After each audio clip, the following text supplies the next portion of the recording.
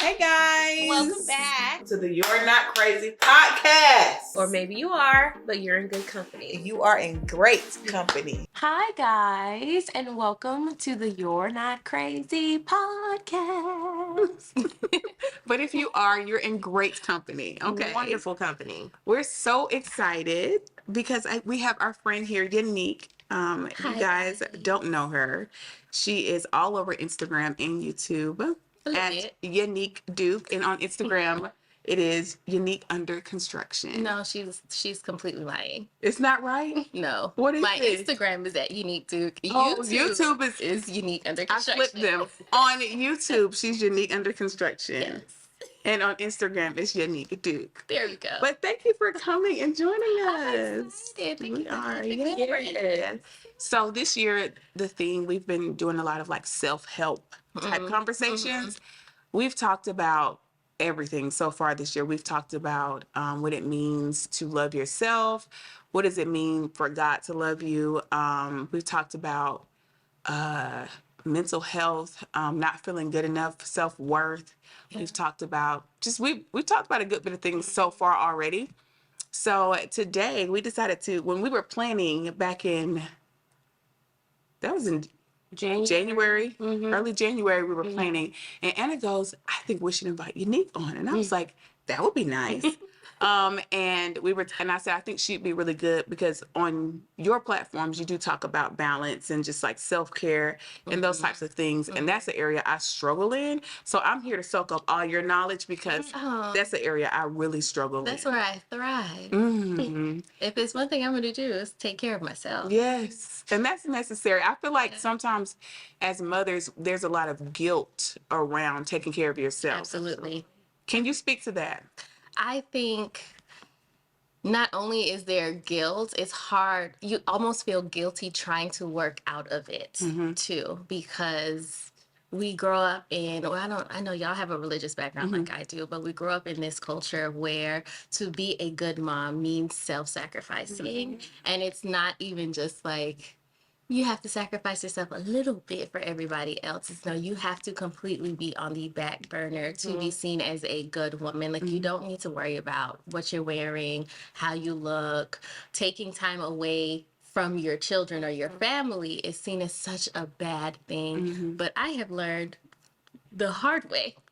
Like most women, once you get to a place where you just feel so completely burnt out that you can't even begin to pour into your family the way that they need you to. And I can't say that I love my kids or my partner or even like being able to pour love into a household if I don't have something to pour out of. So it's necessary.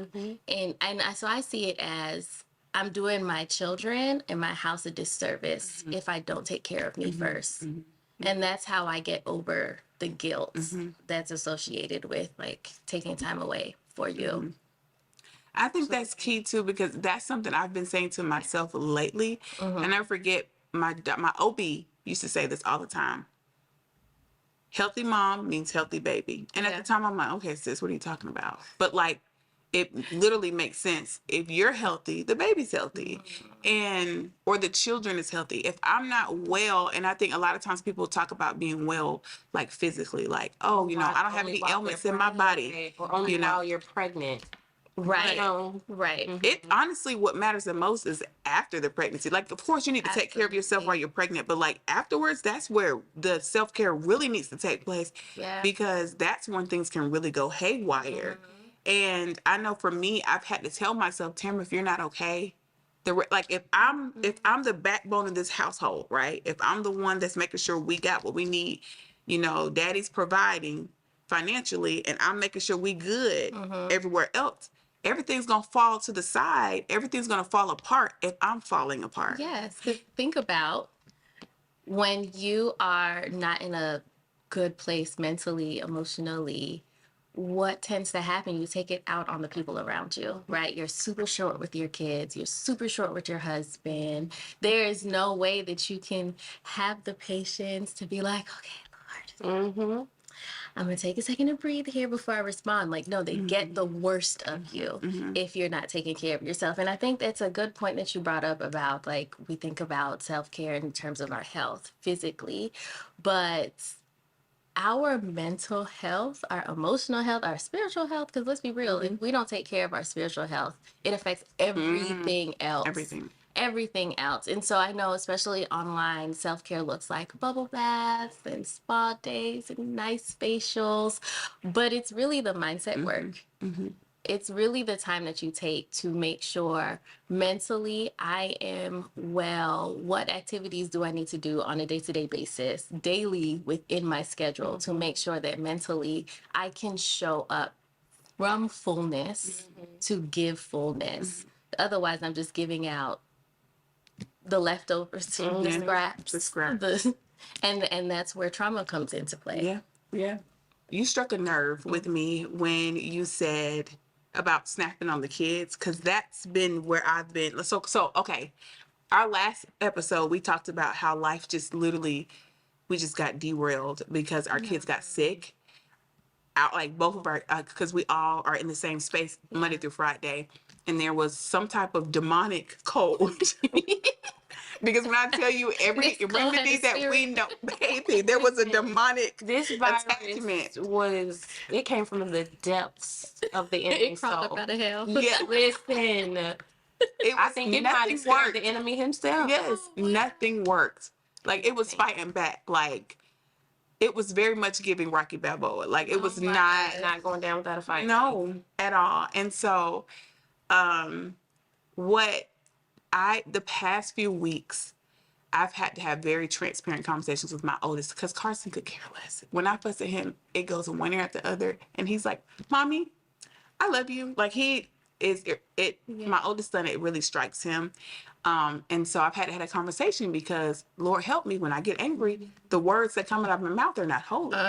And so I'm like, and so he's like, Mom, and I told him, I said, you have permission. And it just started during the pregnancy, where I would just get frustrated and it would, whatever came up, came out. And so wonderful. But I told him yesterday, I said, son, you have permission when Mommy uses a bad word with you to say, to call me out on it and say, Mommy, you said you weren't using those words anymore. And How old is he? He's 9. Oh, yeah. And he'll be 10 this year. He'll be 10 in August. And so we're having those conversations. But because, and I told Cody, I was like, babe, when I get my time, I'll be so chill. They could be literally bouncing off the walls. And I'm just like, life is great. I'm good. But I haven't been able to get my time because we've been off of our schedule since everybody got sick. And our 4-month-old was the sickest out of all of them. He had bronchitis and an ear infection. And of course, there was nights where we were going to bed at like 4 a.m. and having to get right back up at 7. So it was a lot. Can I interrupt you for a second? Because I think you're moving past something really fast that we need to talk about. And this goes back to mom guilt, right? Because we think about the negative, but we don't pay attention to the lesson. Because what you just said to me is that you're teaching your 9-year-old self-control and sticking to a boundary that you set. But if you pay attention only to the, oh my gosh, I said I wasn't going to speak like this anymore, you pass up.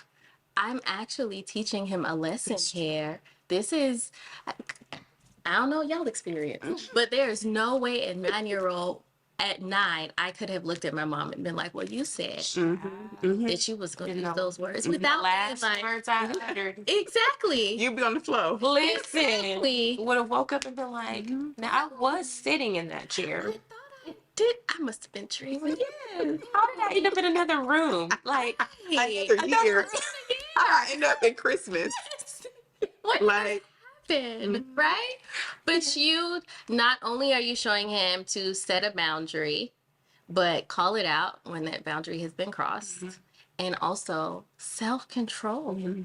This is what dealing with an issue or a challenge looks like. This is how you monitor yourself, is having accountability. And you're able to show him what that looks like at 9. What does that look like for him when he's 14, 15, 16? yeah.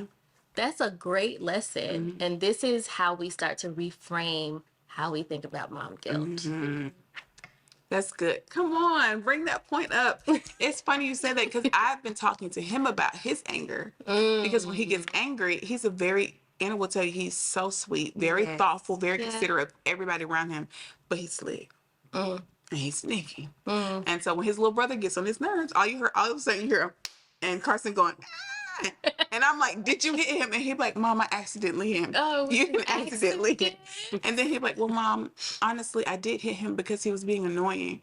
And I said, son, the Bible says we can be angry, but we sin not. And I said, you have to control your anger, and you have to understand out in the world, in home, mommy might get onto you, but it's mommy. Out there, they don't know you. You're not gonna be able to be in a situation where someone makes you angry and you can act that way. Right. You'll end up in jail or worse. And I had to really get. I said, because he wasn't getting it. I said, baby, somebody could kill you or hurt you. I said, and that's not to scare you, but I said that's the reality. And I can talk to him that way because he's mature enough to handle it. He's just an old man. He really is an old man. But I had to tell him that, and so Holy Spirit was getting me together because here I am angry because y'all getting on my nerves. Your daddy got an attitude, and now I'm finna snap on all of y'all. And I say a word that I don't want to say to you, and then immediately Holy Spirit says, you just talked to him about this yesterday, and look at what you're doing. So I don't have a choice. I have to, because I want you to be the best you can be, and I know how cruel this world is. And if I'm not telling you now, and you watching me, you're going to grow up thinking, Mom's a hypocrite. Period. How you get to act out of anger, but I can't. And children learn from our actions more than from our words. Like, they hear everything we're saying, and then they see how we respond. So in their mind, they're like, I know what I'm supposed to do, but you still go upside my head, or you still lash out. So maybe lashing out really isn't that bad. Maybe it's just kind of bad, but not that bad. You know, Or it's a thing that you get to do when you're older. Exactly.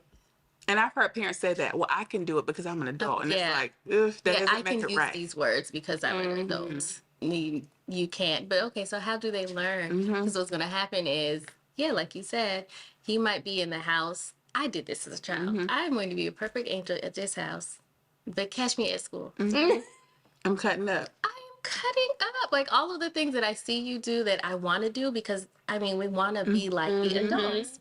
So catch me at school. And when these teachers are like, oh, Yanique, it's her mouth. And my parents are like, no, my perfect angel. Like, exactly. Who are they talking about? Couldn't be me. I would never. Exactly. And then don't catch me at college. Oh, baby. Cutting up. Showing out. Showing your behind. But that's what happens when we just expect our child to listen to our words, but our actions are completely different than the words that we speak. Lord Jesus. That's how do we even get on this? We just got on a whole other. But I mean, whoever who that have an ear, hear it.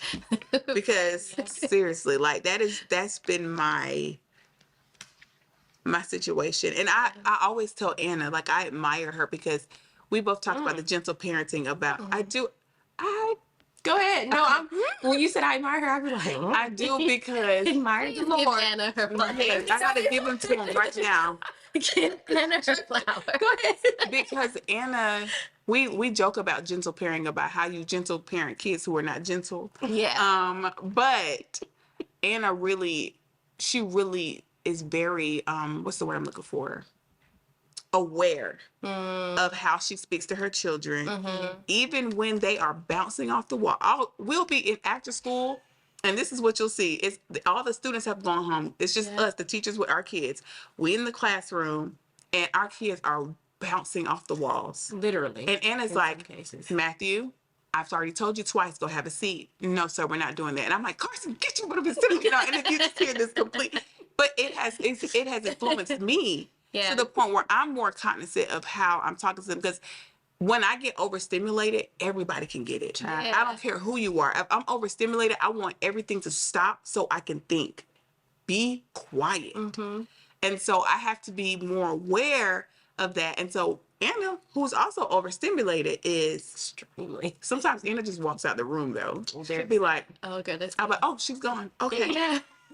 And then, but I admire that about her because she takes that very seriously. And even with, she's like, well, I'm trying this new thing with Matthew, or I'm trying this new thing with Tori, where such such, and I'd be like, that's so not, like, you're thinking about plans with them and things you're gonna do as far as how you handle them, and I'm not thinking about that at all. But I can't compare myself because we're two completely different people and we see things differently, but we can glean from each other. Absolutely. And so what I'm hearing here, and this is another thing, I've been saying this a lot on Instagram too, the ultimate form of self-care, especially for women, is community. And being able to lean on your community, not just for support, but to be able to say, well, I really love the way that Anna handled that situation. I can learn from that. It helps you with your parenting. Also, oh, she walked away because she's overstimulated. That actually is an option for me. I don't have to lash out. I can't. Are they going? They're not going to off themselves for the 5 minutes that I need. I can do that too. So self-care And they'll is clean up whatever community. mess incurs after that 5 Exactly. minutes. When I'm calm now, when I can come in and be like, I actually am at a level now that we can sing the cleanup song. Because before the cleanup song would have been the not very clean version. The not biblical song. No, not at all. Yeah. So self-care is community. It's another reason why I'm always like, girl, I understand if God calls you to an isolation season, it's for a reason, but it's usually not for an extended period of time. But isolation can be very dangerous because then you miss out on Having those conversations. Yeah. I chuckled when you said that because in my mind, I was like, child, I'll be having to get with myself and be like, now, sis, we said we weren't going to talk like that, you know? I laughed at myself the other day because I can't remember what they were doing, but they're children, so it could be a gamut of things they were doing. But they were, I have to get on my daughter and how she talks to the boys. Some of it, she acts like she's 12 years older than them. She's only 3 minutes older than her twins, like 3 whole minutes. Like 3, you know what I'm saying? Like not 3 years, not 3 months. Like we didn't have. But to be fair, we mature so much. We do, but sometimes I be looking like her, like you're not his older sister, you're his twin sister. Like you're only older by 3 minutes. I don't even know if that really counts as you being older. You just came out first, like that. So the way that she talks to them sometimes, and then I'm like, do I talk to them like that? Like, why is she like, you know? And one day she told me that, like I was like, Victoria, you cannot talk to them like that. I said, that is rude. Like, take a deep breath and respond. And she said, Mommy, I just wanted to talk like a mommy. Like, I just wanted to talk how you talk. And I said, all right, well, I'm going to the back in a second. Y'all turn the movie. I'm just going to go cry. No problem. Nothing to see here because I was just like, oh, God. Like, and then the other day, I can't remember what they were doing, but I laughed at myself because I just lost it. Because I was like, that is enough. Like, enough, you know? And I know they were probably shell shocked because we had been in the house for like a complete week, like Friday to Sunday. I was ready to get out. Yes, so I was ready to get out too. Like, let me out, please. And I was like, I was yelling, and I was just like, that is not okay to yell. What I'm doing right now is not okay, you know? And then later, I just started laughing. I was like, my children are going to need a great therapist. Because they're going to be like, my mom yelled at us while she was yelling, told us that's no okay. I've done that before, too. I've literally done it in the middle of fussing. What mommy is doing right now is not okay. But right now, I'm upset. And CJ be looking at me. His face, he'd be like, and Carson literally is not paying me any attention. He's like, okay, mommy, can we have some goldfish? Sir, I'm literally fussing at you right now. I'm having a breakdown. Let me tell you, that little girl is the same way. She does the same exact thing. I'll be sitting there talking, and she just goes, yeah, listen. and I said, I am talking to you. And she goes, oh, okay. And I was like, yeah. it was like my hands felt going around her neck. And I said, that is frowned upon. Listen, the ancestors was about to come up through you. I get that. Because the way my grandma had switches braided together, Baby. like, at any drop of a hat, if you like, you know, after you were talking to her, you would just feel it up your spine. I literally just had this conversation with my youngest son. So my youngest son is 9, and he has a leadership spirit all over him. That's what we Yes. Come on, leadership spirit. Okay. But I literally just told him this. So you would not have survived in my household when I was growing up. You would not have made it because I am nice and I am patient. My parents, How do your parents handle as grandparents? Is it Oh, they're different? so soft. Of course. Oh, Like two they're completely so different people. soft. Yes, if they're getting in trouble, my mom is like, "Well, I mean, but you gotta understand they're boys." I said, "You know, you did not have that energy when we were being raised. You didn't feel that way at all." But I get it. But I think we hear a lot about marriage being the place that we develop, and while that is true, I think parenting takes it to another level because it's literally like holding up a mirror. It's a whole nother level of like enduring trauma, because there's even things, and I think I've told Tam this before. Like when I was talking with my husband, I told him, I said, I want to revamp my reasoning of why I want to be like this with my children, because my reasoning was not from anything positive. It was to do the complete opposite and from a negative experience. Right.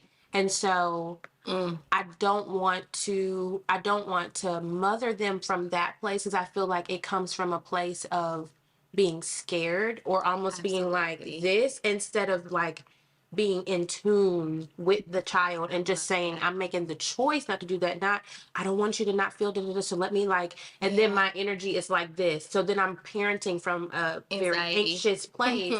And I'm like, I can't parent from that, because I'm more likely going to have a flip out, or because now I'm like literally working 10 times harder not to say the things that I feel like I want to say. So the moment that you now have a big reaction, we all exploding together, and it's just one big old happy mess, that we have to now clean Absolutely. up. And I was like telling him, I was like, it's just not healthy. It's not a healthy place for me to parent. I think the decision of how I want to parent is not the problem. It's why and how I'm doing it that's becoming the issue. And I feel like because we tried to do the opposite, we focused on, okay, well, my mom used to cuss me out. I'm not going to cuss out my children. But that just taking away the behavior is not replacing it with the good part. And if I'm going, okay, well, my parents never hugged me and told me that they loved me. So every day I'm just going, I love you. I love you. I love you. But then there's nothing else that shows what does love look like. Right, exactly. How do we build an actual bond and relationship that's still leaving your children with the half experience of being parented well, right? So I agree with you. I don't think we need to look at doing the opposite of what we experience. I think it is having the mindset of why, what do I want them to feel? How do I want to form this relationship? What do I want? For me, I always think like 50 years from now, in 50 years, when I'm a grandma and I have all the little ones, like, do I want a relationship with my kids and with my grandchildren where they want to be around me? That's my goal. I don't want it to get to a point where it's like, well, I did the best I could with what I knew how to do.